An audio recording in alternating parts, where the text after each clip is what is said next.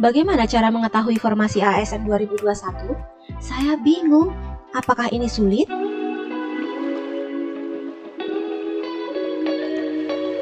Assalamualaikum warahmatullahi wabarakatuh. Halo, selamat datang di channel EduFit, Vitamin Edukasi. Bersama saya, Novita Nurul Islami.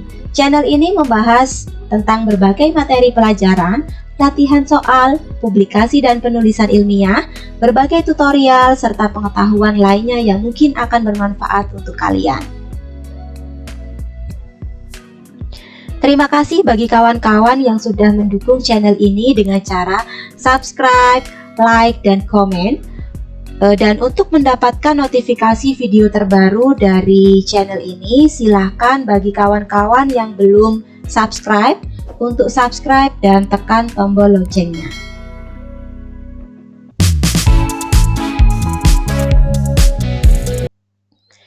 Dalam video kali ini kita akan membahas tentang cara mudah mencari informasi ASN baik CPNS ataupun P3K tahun 2021. Kawan-kawan bisa sangat mudah mengetahui kebutuhan pada setiap instansi, baik instansi pusat seperti kementerian ataupun instansi daerah. Kawan-kawan juga bisa menemukan informasi berkaitan dengan persyaratan seperti file apa saja yang dibutuhkan oleh instansi tersebut, bagaimana format surat lamarannya, bagaimana format surat pernyataannya, atau ketentuan-ketentuan yang lainnya. Jadi, kawan-kawan harus benar-benar memperhatikan hal teknis ini. Tidak boleh misalkan membuat surat lamaran dengan asal, tidak berpedoman pada ketentuan, atau menggunakan pedoman ketentuan pada seleksi tahun sebelumnya. Karena resikonya akan gugur dalam proses seleksi administrasi atau seleksi dokumen. Karena berdasarkan pengalaman pada setiap kali seleksi CPNS, akan ada perbedaan file dokumen yang diupload.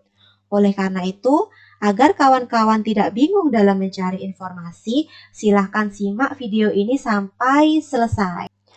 Baik, langkah apa saja sih yang bisa kawan-kawan lakukan untuk melihat formasi dan mengetahui secara detail pada masing-masing instansi? Oke. Yang pertama, langkah pertama, silahkan kawan-kawan untuk masuk browser, bisa menggunakan Google Chrome, Mozilla Firefox, ataupun yang lainnya. Kemudian silahkan kawan-kawan ketik alamat laman resmi sscasnbkn.go.id. Atau untuk lebih mudahnya, kawan-kawan bisa langsung klik link ini pada deskripsi di bawah video. Linknya sudah saya letakkan pada deskripsi di bawah. Kemudian kita klik. Setelah kita klik, kita akan diarahkan untuk masuk ke laman resmi sscasnbkn.go.id. Di sini ada dua pilihan. Pilihan pertama yaitu buat akun. Pilihan kedua yaitu cek daftar instansi yang membuka pendaftaran. Karena kita sekarang ingin mencari instansi yang membuka formasi, maka di sini kawan-kawan bisa klik kolom daftar instansi yang membuka pendaftaran. Oke, kita klik cek di sini.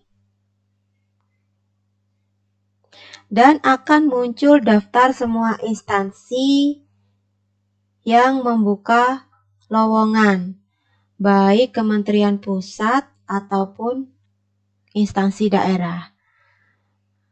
Jika kawan-kawan sudah memiliki pilihan instansi yang akan dicari, kawan-kawan bisa langsung ketikkan nama instansi pada kolom pencarian. Misalkan, contohnya saya ingin mencari informasi tentang formasi pada instansi yang berada di Jawa Timur. Karena saya berada di Jawa Timur, maka saya ingin mencari formasi yang dibuka untuk Jawa Timur. Oke, muncul 3 pembukaan pendaftaran pada pemerintah Provinsi Jawa Timur. Di sini ada P3K Guru, ada CPNS, dan P3K Non-Guru. Kemudian, untuk mengetahui informasi secara detail tentang formasi pada instansi pemerintah Jawa Timur, apa saja persyaratannya, kita bisa melakukan pencarian informasi dengan cara klik pengumuman. Misalkan saya ingin mencari informasi secara detail tentang lowongan dan persyaratan CPNS di lingkungan pemerintah Provinsi Jawa Timur, maka saya akan klik pengumuman pada kolom CPNS. Nah, setelah kita klik, kita akan diarahkan pada laman resmi BKD Pemprov Jatim, bkd.jatimprov.go.id. Di sini dapat kita lihat panduan alur pendaftaran. Jadi kawan-kawan bisa mengikuti alur seleksi pendaftaran. Di sini ada P3K Guru, kemudian ada buku petunjuk pendaftarannya juga bisa di-download. Kemudian ada alur pendaftaran CPNS, buku petunjuknya juga bisa di-download. Dan ada alur pendaftaran untuk P3K Non-Guru. Dan buku petunjuk pendaftaran P3K Non-Guru juga bisa di-download di sini.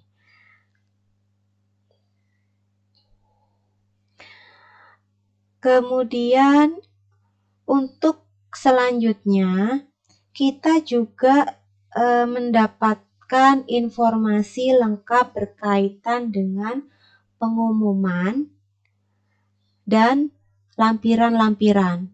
Jadi ini misalkan ya, di sini sudah ditampilkan pengumuman penerimaan pegawai ASN tahun 2021. Kita bisa download pengumumannya.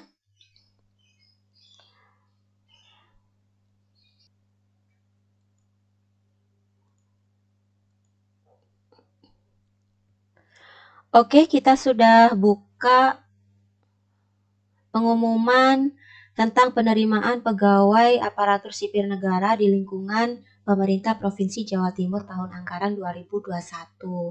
Jadi di sini kawan-kawan bisa melihat secara detail formasi yang dibutuhkan secara umum. Kemudian kawan-kawan juga bisa melihat persyaratan-persyaratan, baik persyaratan umum ataupun persyaratan khusus. Oke, kalau biasanya saya lebih suka saya print, kemudian saya baca secara rinci dan saya siapkan satu persatu dokumennya. Untuk berkas yang sudah saya kumpulkan, biasanya akan saya beri tanda. Nah, jadi ini akan mempermudah kita agar tidak ada yang terlewat. Oke, kita bisa lihat di sini untuk formasi jabatan yang dibutuhkan di lingkungan pemerintah Provinsi Jawa Timur. Secara garis besar itu untuk CPNS Provinsi pemerintah Provinsi Jawa Timur membuka tenaga kesehatan dan tenaga teknis. Tenaga kesehatan ada 665, kemudian tenaga teknis ada 743 dengan total 1408. Kemudian untuk formasi P3K sebanyak 12.088 dengan rincian 11.220 untuk guru, 647 untuk tenaga kesehatan, dan 221 untuk tenaga teknis. Jadi, secara umum formasi jabatan yang dibutuhkan pada pemerintah Provinsi Jawa Timur sebanyak 13.496. Dan secara rinci itu bisa dilihat pada kolom lampiran. Jadi kawan-kawan bisa download di kolom lampiran.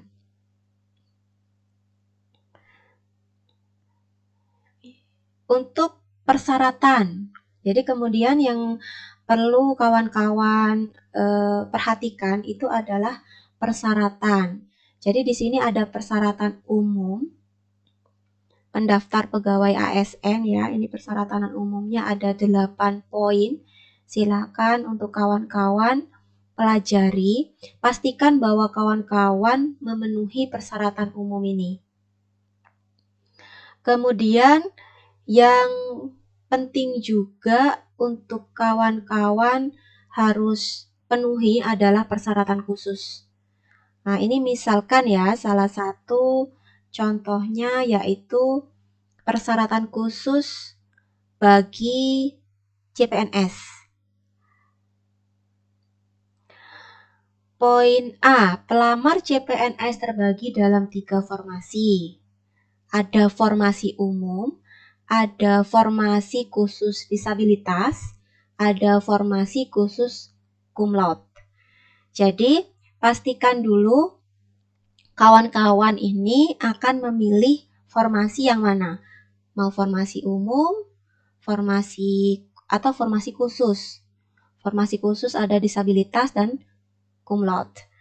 Nah, kemudian untuk rinciannya ada di lampiran 1.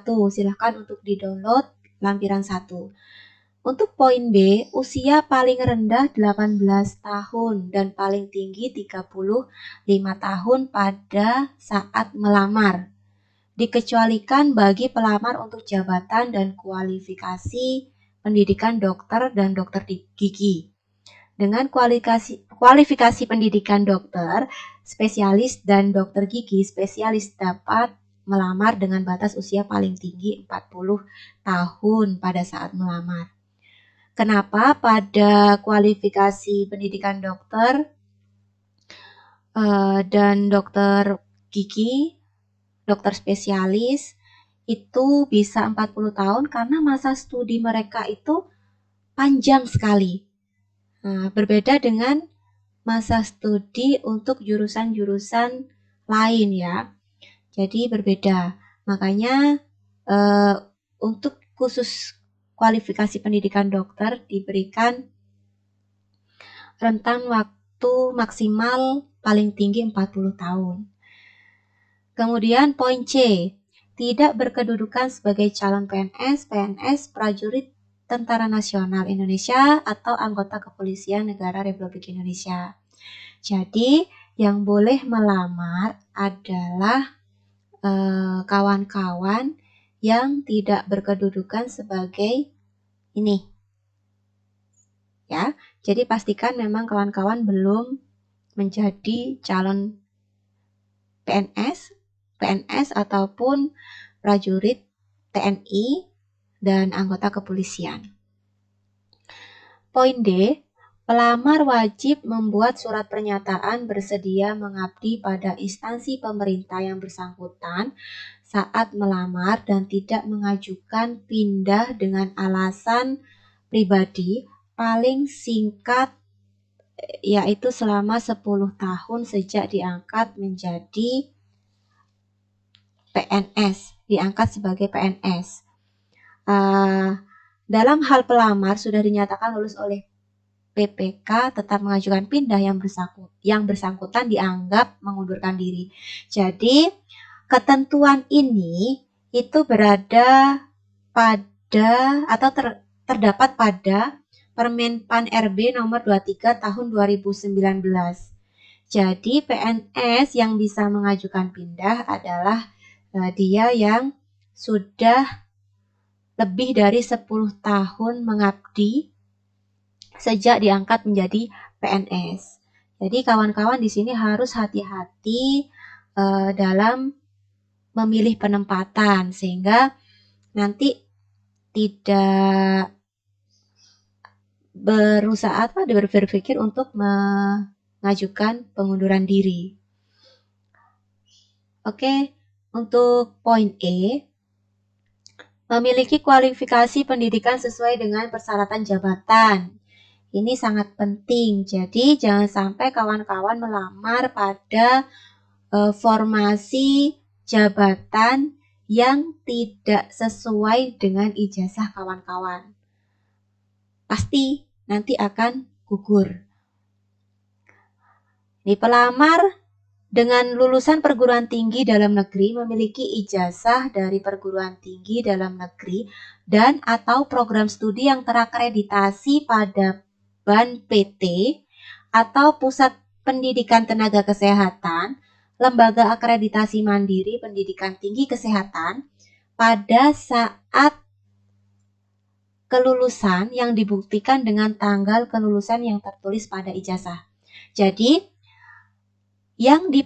akreditasi yang dipakai adalah akreditasi pada saat kawan-kawan lulus. Jadi nanti akan dicek tanggal ijazah keluar dan akreditasinya. Maka di sini jangan sampai kawan-kawan salah upload dokumen akreditasi program studi. Karena nanti akan berakibat fatal. Banyak kejadian di tahun-tahun sebelumnya kawan-kawan salah upload akreditasi tahun terbaru. Jadi yang diupload itu akreditasi sekarang di program studinya. Padahal kawan-kawan itu sudah lulus 5 tahun atau 10 tahun yang lalu. Nah, jadi akreditasinya memakai akreditasi pada waktu kawan-kawan lulus. Jadi jangan sampai kawan-kawan gugur di seleksi dokumentasi hanya karena kawan-kawan salah upload dokumen akreditasi. Yang kedua, pelamar dengan lulusan perguruan tinggi luar negeri memiliki ijazah yang telah disetarakan oleh Kementerian Pendidikan, Kebudayaan, Riset, dan Teknologi. Jadi, bagi kawan-kawan lulusan luar negeri yang belum melakukan penyetaraan, maka segera saja dilakukan penyetaraan ijazah dulu. Jadi, untuk lulusan luar negeri bisa akses web dari laman dari kemendikbud.go.id. Ini untuk ijazah Kemendikbud ya. Jadi ijazah lm.kemendikbud.go.id. Di sini sudah ada alur penyetaraan ijazahnya. Kemudian untuk Kementerian Agama, teman-teman bisa akses di laman diktis.kemenak.go.id/penyetaraan ijazah. Di sini ada panduan bagaimana cara penyetaraan ijazah. Jadi, kawan-kawan silahkan untuk menyetarakan ijazah dulu bagi lulusan luar negeri. Karena kalau belum disetarakan, maka nanti dikhawatirkan akan tidak lolos seleksi administrasi.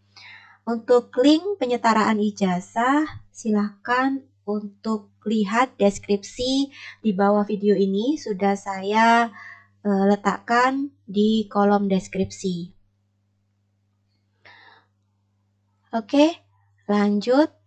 Untuk poin ketiga, Pelamar dengan kualifikasi pendidikan sekolah menengah atas atau sederajat harus memiliki ijazah sekolah SMA atau sederajat yang terdaftar di Kementerian Pendidikan, Kebudayaan, Riset, dan Teknologi atau Kementerian Agama.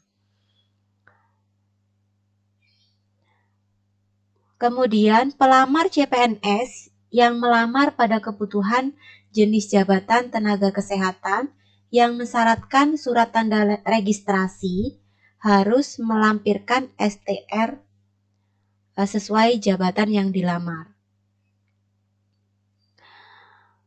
Selanjutnya tentang IPK. Untuk syarat minimal IPK D3, D4, S1 profesi, dan S2 yaitu minimal 3 pada skala 0 sampai 4. Sedangkan untuk formasi SMA sederajat, kumulatif transkrip nilai rata-rata minimal 7 pada skala 0 sampai 10. Untuk poin H, lulusan pendidikan D4 atau diploma 4 tidak bisa mendaftar pada formasi dengan kualifikasi pendidikan S1 dan sebaliknya. Nah, kecuali pada kualifikasi pendidikan yang dibutuhkan terdapat pilihan tanda garis miring. Misalkan ini untuk formasi yang dibutuhkan dari lulusan S1 Teknologi Hasil Perikanan garis miring, nah, atau ini ya, artinya atau D4 Teknologi Hasil Perikanan. Jadi kalau misalkan di persyaratan formasinya itu tertulis seperti ini, maka yang berasal dari lulusan S1 ataupun D4 Teknologi Hasil Perikanan itu boleh melamar. Namun jika tidak ada ini garis miring atau yang tertulis hanya satu jurusan saja, maka jangan kawan-kawan coba-coba. Pasti nanti akan gugur pada seleksi administrasi. Jadi disesuaikan dengan jurusan kawan-kawan.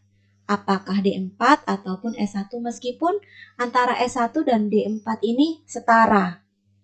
Namun jangan kawan-kawan coba-coba gitu ya. Jadi disesuaikan saja. Kalau misalkan kawan-kawan lulusan S1 maka kawan-kawan melamar pada formasi yang membutuhkan S1. Demikian juga jika kawan-kawan lulusan D4, maka kawan-kawan melamar saja pada jurusan D4. Jadi seperti itu.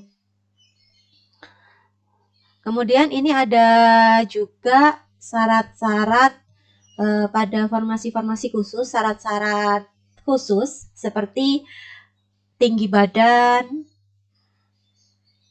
kemudian berat badan. Nah, ini juga harus kawan-kawan perhatikan. Baik, untuk P3K di sini juga dijelaskan pada pengumuman ya. Silahkan kawan-kawan pelajari. Ini salah satu contohnya untuk poin A, pelamar yang dapat melamar sebagai P3K guru, yaitu THK 2. THK ini adalah tenaga honorer kategori 2. Kemudian guru non-ASN yang terdaftar di Dapodik, guru swasta yang terdaftar di Dapodik dan lulusan PPG.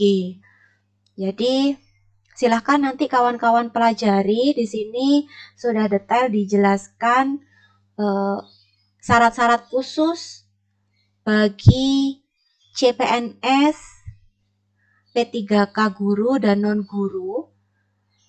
Kemudian tata cara pendaftarannya seperti apa, dokumen unggahnya itu apa saja, persyaratan detailnya, kemudian kapan masa sanggah, tahapan pelaksanaannya, dan informasi-informasi lainnya. Baik, demikian video dari saya. Terima kasih buat kalian yang sudah menyimak video ini dari awal sampai akhir. Saya doakan semoga langkah ikhtiar kawan-kawan untuk menjadi ASN tahun 2021 dimudahkan dan dikabulkan oleh Allah Subhanahu wa taala. Selamat berjuang dan percayalah tidak ada hasil yang akan mengkhianati usaha. Sampai jumpa di video selanjutnya. Jangan lupa like, komen, dan subscribe channel ini. Assalamualaikum warahmatullahi wabarakatuh.